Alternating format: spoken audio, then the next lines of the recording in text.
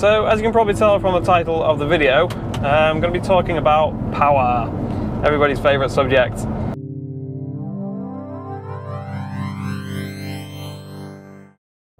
Basically, when I was talking about getting this car supercharged originally, there were a few comments from people saying like, it's already got 500 brake, why do you need more than that? Or 700 brake is too much for the road, or all that power is not usable on the road, or whatever. A lot of comments basically saying that it's a bit too much, like having 700 horsepower, and that like 500 should be enough.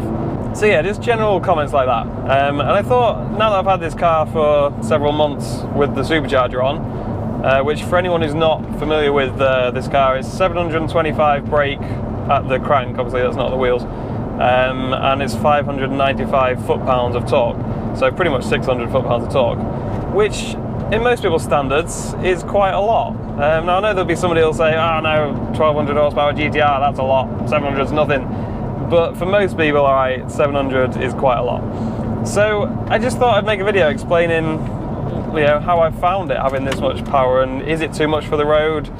Is it a bit ridiculous? Is it a bit over the top? Or is it absolutely fine?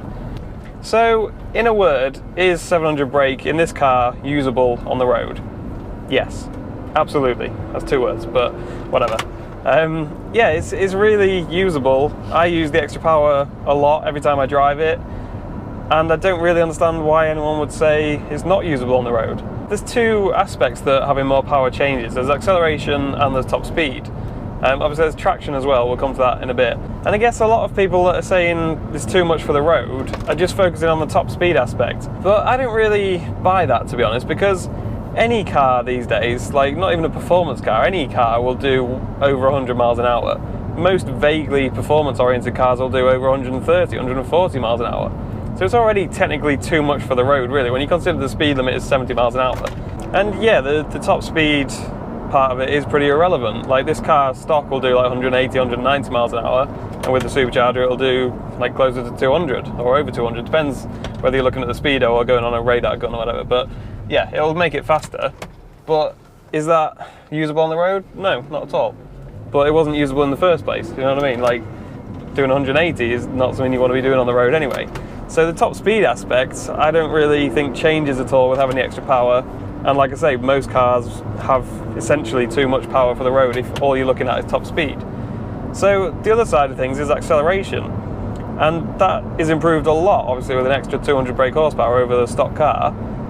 So I don't really see why anyone would say that's not useful, because you're accelerating a lot, especially if you're in a car like this going for spirited driving, let's say. You're going to be accelerating a lot of the time. Every time you slow down to go through a corner or to stop at a roundabout or stop at traffic lights or whatever, you've got to then accelerate back up to speed again.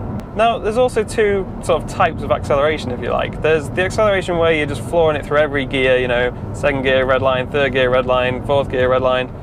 And then there's the kind of acceleration where you're cruising along in sixth gear at 60 mile an hour or whatever, and you suddenly want to just floor it and pick up speed without having to drop a gear. Now, I appreciate that part of enjoying driving and going fast is, you know, dropping gears, rev matching, heel and toe, all that kind of thing. So I'm not saying I want a car that will, you know, I don't have to change gears in. I would have just bought an automatic if that was what I wanted. But it does still have a use, you know, it is still handy sometimes being able to just floor it in whatever gear you're in, even if it's a high gear, and know that you'll be able to overtake whatever you want or keep up with whatever you want. So it's useful, I think. Personally, I find that side of it more useful than like the lower gears, to be honest, because a lot of the time, like now, we're cruising along in sixth gear, and then if a gap comes up and I want to overtake this car in front, I can just do it. So that side of things is handy. Like now, we'll just floor it and go. And I don't need to mess about dropping a gear, and we can overtake them pretty quickly and easily. So is it manageable on the road? Am I sort of constantly fighting with the steering wheel and everything? Is it spinning the wheels up all the time? It's absolutely fine. Like we're in third gear, when we come out of this corner, I'll just floor it. Full gear.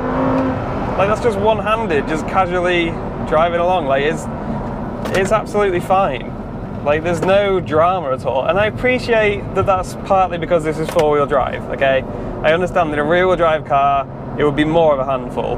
But as long as you're just vaguely sensible with the throttle and you're not just pinning it absolutely everywhere, even like mid-corner or just, you know what I mean, just being stupid, as long as you respect the car, then it's fine. Like, it's not unmanageable, it's not dangerous, it's not too much for the road.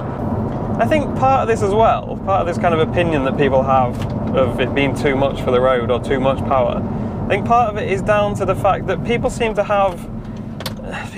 overestimate power quite a lot. And what I mean by that is that people hear 700 brake and think, oh, that sounds crazy, like maybe their car's only got 200 brake and that feels quite quick, so 700 must be absolutely insane.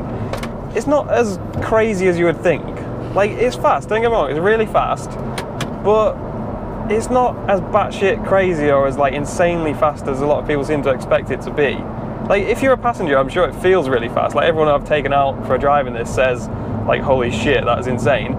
But when you're driving it, it never feels as fast as when you're a passenger for the start. And it doesn't just feel like pinning you to the back of the seat and you can't, you can barely control anything. It's just ripping your face off every time you accelerate. It's not like that. It's still manageable. And like I say, in higher gears, sometimes you think, oh, I wish it was a little bit quicker still. Like, it's absolutely fine on the road. Also, like, if I'm not having a problem where I live, which is Lincolnshire, where all the roads are like this, fairly small, quite bumpy, quite tight, quite twisty, if I think 700 brake is fine on these roads, then it's fine pretty much anywhere. Like, I'm conscious a lot of our viewers are from America, and I'm pretty sure most of the roads over there are quite a bit wider than the roads we have here, especially around here. So, yeah, if people are commenting from there saying it's too much, I don't think it is. I don't think it's anywhere near too much. Like, here we go, let's overtake someone. See how quickly and easily we can overtake people? Like, if anything, that's safer because you're on the wrong side of the road for less time. Like, you want to be on the wrong side of the road for as little time as possible so that there's less risk of somebody pulling out of a junction or coming the other way or whatever that you weren't expecting. Obviously, you should only be overtaking when it's clear anyway, but you know what I mean. So, we've covered, like, the higher gear, low RPM acceleration is useful because you can overtake people without having to drop a few gears. The lower gear acceleration is useful because you're going faster, Accelerating is a big part of driving, really. Every time you stop, you've got to accelerate. Every time you slow down for a corner, you've got to accelerate out of it. So the extra power comes in handy there because it's fun to go fast. Like, that's why people do modifications to cars. That's why people buy fast cars, is because the feeling of accelerating and going fast is fun. Now, I know a lot of it is about handling as well, don't get me wrong, but we're only talking about power here. So I'm talking about power modifications and cars that are fast because they have high power. So yeah, don't start saying, no, the reason people do modifications to cars is to make them handle better. I'm aware of that, but for this discussion, we're only talking about power. I guess the only negative is that first gear and second gear, you've got to be a bit more careful with the throttle now. You can't just floor it in first or second gear because the wheels will spin up or traction control will kick in. Yeah, with the stock R8, you kind of could just pin it in the low gears. Again, this comes down to it being four-wheel drive. In a rear-wheel drive car, you'd have to be even more careful.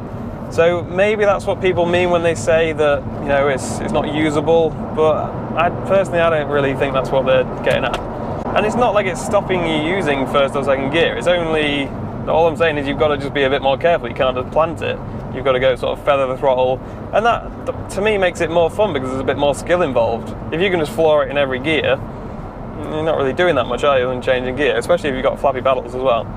So what is the limit, in my opinion, then? What is too much for the road? I guess, to me, it would just purely be down to traction, really. If you can't put the power down, then there's not much point having the extra power, is there? There's got to be a limit somewhere, which I would say is well over 1,000 brake horsepower. There's got to be a limit where you just can't use the throttle much at all, even in higher gears, because it's just spinning the wheels up. So I would say, yeah, if you get to that point where it's just spinning all the time, then it's probably getting a bit too much, isn't it? Like I say, in this, first and second gear are the only ones you've got to be careful in. And you don't use first gear much anyway, let's be honest, when you're out for a spirited drive. Second gear a bit, yeah, on some of the tighter corners, but again, it just kind of adds to it that you've got to manage that on the way out of the corner. But I wouldn't like to have it where you've got to manage that all the time, even in third, fourth, maybe even fifth gear. I think that's getting a bit ridiculous. But is it too much for the road at that point? I guess it comes down to the driver, really, more than the car. I would say if you can manage it and you're happy to just do that, then fine. So yeah, I mean, give your opinions. What do you think is too much power? Have you been in a car that you've thought, well, this is too much for the road? Or do you think there is no real limit? Do you think as long as you can just put the power down, then it's all fine, it's all good? What do you think? I'm curious to see what people comment. But yeah, that'll do for this, because I've waffled on for way too long as usual. I'm going to go and drive really fast, because 700 horsepower, fun.